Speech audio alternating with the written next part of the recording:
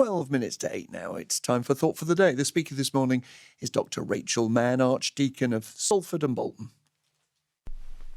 Good morning. Early on a Sunday evening in April 1299, a woman was led into an Oxford house by a young scholar. After an altercation over money, the unnamed man drew a knife, stabbed her and fled. That woman was Marjorie de Hereford. Marjorie left no lasting mark on society. She was a sex worker, and her killer was never found.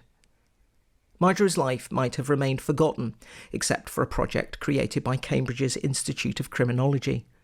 They've developed a collection of interactive maps that use 700-year-old records of coroners' inquests to locate and detail homicides in London, and they've just launched maps for Oxford and York. These maps reveal that medieval Oxford had a murder rate 50 times that of modern British cities. The team behind the research say their work offers much more than just an insight into violent crime at the time. Indeed, the real power of the medieval murder maps is that they resurrect the lives of ordinary people whose stories were cut short. Unlike so much of the history I was taught, this project is not about the great and the good. I find Marjorie de Hereford's story moving simply because she was, like most of us, a nobody.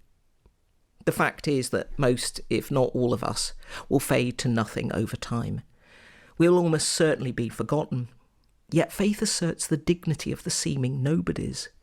The book of Genesis says that all human beings bear the image and likeness of God.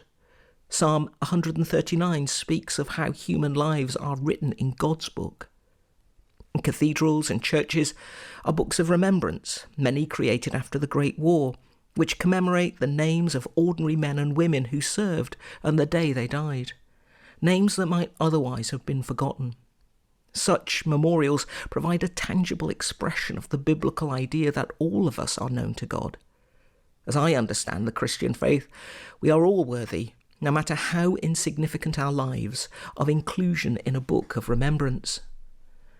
Not least among the tragic aspects of Marjorie de Hereford's story is that we know nothing of her dreams, her hopes, her routines, and those times when she was just trying to get through the day. We know only that her life was cut short. Yet, in a world where the commonplace murder of women and girls often holds our attention for no more than a day or two, I'm glad that Marjorie reminds me that ordinary lives deserve so much more. And that was Thought for the Day with Dr. Rachel Mann.